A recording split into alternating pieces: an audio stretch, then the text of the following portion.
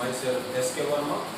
Once again, I welcome you on my YouTube channel Easy Accountancy, the platform where you can learn accountancy in the most lubricated manner. बहुत ही आसान तरीके से आप accountancy के questions को, उसके concepts को समझ सकते हैं। ठीक है, अब हमने अभी तक अपने वीडियोस में, लास्ट वीडियो में हमने देखा था कि कंपैरेटिव बैलेंस शीट हम कैसे बनाते हैं, उसके फॉर्मेट को हमने समझा। ठीक है, और अब हम यहाँ पर समझेंगे कि अगर हमें comparative statement of profit and loss बनाना हो, जो कि फाइनेंशियल स्टेटमेंट एनालिसिस का ही एक पार्ट है, तो हम कैसे बनाएंगे, उसके फॉर्मेट के बारे में हम यहाँ समझेंगे। अच्छा, एक बात बताइएगा कि अगर आपको किसी एक साल का प्रॉफिट दे दिया जाता है तो आप उससे क्या इंफॉर्मेशन निकाल सकते हैं? आपके लिए निकाल सकते हैं कि उस एक साल में उस कंपनी का परफॉर्मेंस क्या रहा है, यानी उस साल में उस कंपनी को प्रॉफिट हुआ है या लॉस हुआ है। ठीक है, लेकिन आप क्या इससे ये निकाल सकते हैं कि पिछले कुछ सालों से कंपनी प्रॉफिट में जा रही है या लॉस में जा रही है, यानी कोई ट्रेंड अगर आप ड्रॉ करना चाहें कि उस कंपनी के परफॉर्मेंस में जो एक ट्रेंड है, मींस अपवर्ड प्रॉफिट सर्जिंग है, डाउनवर्ड प्रॉफिट सर्जिंग है, या कि उसका प्रॉफिट लगातार बढ़ रहा है या लगातार कम हो रहा है, उसका लॉस लगातार बढ़ रहा है, उसका लॉस लगातार कम हो रहा है, या कि उसमें फ्लक्चुएशंस आ रहे हैं, तो आप ये ट्रेंड कैसे पता करेंगे? इस ट्रेंड को पता करने के लिए जरूरी है कि जो भी परफॉर्मेंस आपको मिल रहा है कंपनी के प्रॉफिट एंड लॉस से, आप इसको रिस्पेक्टिव ईयर में कुछ कंपैरेटिव वे में उसको एनालाइज करें। तो जब आप इसको कंपैरेटिव वे में एनालाइज करते हैं तो आप क्या क्या चीजें देखेंगे? आप देखेंगे इसमें कुछ एब्सोल्यूट चेंज आपको दिखाई देगा। ठीक है, चेंज ऑफ रिस्पेक्टिव हेड। ठीक, अगर हम प्रॉफिट एंड लॉस की बात करते हैं तो आप देखेंगे कि comparative statement of profit and loss for the year ended, term for the year ended आ रहा है। फिर इसके बाद आपने इसमें जो इंफॉर्मेशन शो करनी होती है वो एनी 2 ईयर, कोई भी 2 साल आप इसमें ले सकते हैं। ठीक है, तो जैसे अगर आप प्रीवियस ईयर और करंट ईयर के इंफॉर्मेशन के पॉइंट ऑफ व्यू से लेते हैं इसमें आप, तो आपने यहाँ पर क्या कर लिया, इसका कंपैरिजन, इसके कंपैरिजन का एब्सोल्यूट चेंज आप यहाँ पर दिखा सकते हो। ठीक है, और फिर अब आप इसके बाद क्या करेंगे, इस एब्सोल्यूट चेंज को आप परसेंटेज में कन्वर्ट कर सकते हैं। ठीक, अब आप ये अगर देखिए ध्यान से, तो हमारे इस फॉर्मेट में कितने कॉलम आ गए? कॉलम, अगर आपको याद हो, हमने जो अपने पिछले वीडियो में सीखा, जब हम बैलेंस शीट का फॉर्मेट बना रहे थे तो उसमें भी इतने ही कॉलम थे। ठीक है, बैलेंस शीट के फॉर्मेट में भी हमारे इतने ही कॉलम थे, कॉलम 1 2 3 4 5 6। ऐसे ही यहाँ पर भी आप देख लीजिए, कॉलम 1 2 3 4 5 6, लेकिन हेड्स बदल गए, क्योंकि यहाँ पर आपको जो हेड्स मिलेंगे, जो आइटम्स मिलेंगे, वो मिलेंगे प्रॉफिट एंड लॉस वाले। कौन से मिलेंगे? प्रॉफिट एंड लॉस वाले।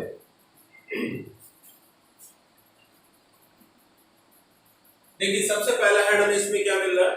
हमें मिल रहा है revenue from operation for previous year, current year, then absolute change, that means C is equal to B minus A। अगर हम करंट ईयर को हमने टर्म दे दिया A और सॉरी B, करंट ईयर के लिए B है, प्रीवियस ईयर के लिए A है, तो हमारे पास एब्सोल्यूट चेंज निकल के आएगा, दैट इज गिवन C। ठीक, इसके बाद हमने जो चेंज को परसेंट में कन्वर्ट किया, उसके लिए हमने टर्म यूज किया, फॉर्मूला यूज किया D, तो D is equal to C upon A into 100। ठीक है, तो अब हमारे पास पहला, अगर हम यहाँ पर हेड लेते हैं रेवेन्यू फ्रॉम ऑपरेशन, तो revenue from operation previous year की इंफॉर्मेशन है, फिर करंट ईयर की इंफॉर्मेशन है, फिर इसके बाद हमने इसका एब्सोल्यूट चेंज, यानी इन दोनों का डिफरेंस, मतलब क्या हो जाएगा? C is equal to B minus A। B minus मतलब करंट ईयर की इंफॉर्मेशन माइनस प्रीवियस ईयर की information for revenue from operation. Current year का value for revenue from operation minus previous year का value for revenue from operation, difference निकाल करके यहाँ पर हमने लिखना होगा, जिसको हम कहेंगे एब्सोल्यूट चेंज। तो ये एब्सोल्यूट चेंज आपको पॉजिटिव नेगेटिव दोनों में से कुछ भी मिल सकता है। अब इस एब्सोल्यूट चेंज को आप क्या करेंगे? परसेंट में कन्वर्ट करते हैं। तो परसेंट में कन्वर्ट करने के लिए आपने क्या किया, d is equal to c upon a। c मतलब क्या हो गया, जो एब्सोल्यूट चेंज आया, अपॉन a मतलब प्रीवियस ईयर की information for the respective head. फिर आपने सेकंड पॉइंट लेना है अदर इनकम। अदर इनकम को भी इसी तरीके से आप शो कर रहे हैं। इसके बाद आपने क्या करना है, टोटल रेवेन्यू ले लेना। तो टोटल रेवेन्यू में क्या हो जाएगा, revenue from operation plus other income. इन दोनों को सम अप किया तो ये आपको मिल जाएगा टोटल रेवेन्यू, और फिर आपने इसका एब्सोल्यूट चेंज और परसेंटेज चेंज निकालना है। तो यहां भी आप देख लीजिए वैसे ही निकालेंगे। एब्सोल्यूट चेंज निकालने के लिए प्रीवियस b माइनस a यानी कि करंट ईयर की information of that total minus previous year की इंफॉर्मेशन ऑफ दैट टोटल, तो यहां पर आपको मिल जाएगा एब्सोल्यूट चेंज। इस एब्सोल्यूट चेंज को आप परसेंट में कन्वर्ट करेंगे, यानी b is equal to c upon a, यानी ये value absolute change upon a means previous year divided, okay, so multiplied by 100, so it will become percentage change, okay। इसके बाद आपने क्या किया, एक्सपेंसेस देखने हैं। एक्सपेंसेस में देखिए हमारे पास कौन कौन से आ जाते हैं।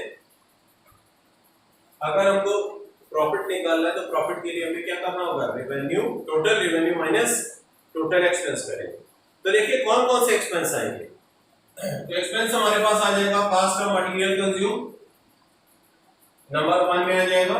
फिर purchase of stock in trade, फिर change in inventories of finished goods, work in progress and stock in trade.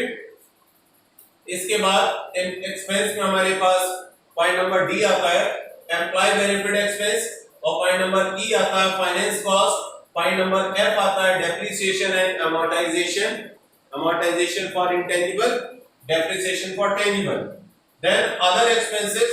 तो other expenses की लिस्ट आपको ऑलरेडी जैसे डिस्कस करेंगे अदर वीडियोस में, वो यहाँ पर आपको ध्यान रखते हैं, ठीक है। तो यहाँ पर हमने इन सारे एक्सपेंसेस को, टोटल एक्सपेंस हमको कितने कितने हेड्स मिल रहे हैं, A B C D E F and G, 7 heads आपको मिले हैं। ये 7 पूरे मिल सकते हैं, सारे हेड्स मिल सकते हैं, या इससे कम ही मिल सकता है, ठीक है, डिपेंड करेगा। तो ये टोटल एक्सपेंस निकालने के बाद आपने क्या किया, टोटल रेवेन्यू से टोटल एक्सपेंस को माइनस किया। देखिए यहाँ पर आपसे हम बता रहे हैं 3 माइनस 4, तो 3 में क्या आया हमारा टोटल रेवेन्यू माइनस 4 यानी कि टोटल एक्सपेंस। इनका डिफरेंस निकालेंगे तो हमको क्या मिलेगा, प्रॉफिट बिफोर टैक्स।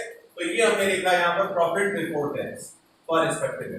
फिर इसका परसेंटेज, एब्सोल्यूट चेंज और परसेंटेज में कन्वर्ट करके आप इसको वैसे ही दिखाते जाएंगे।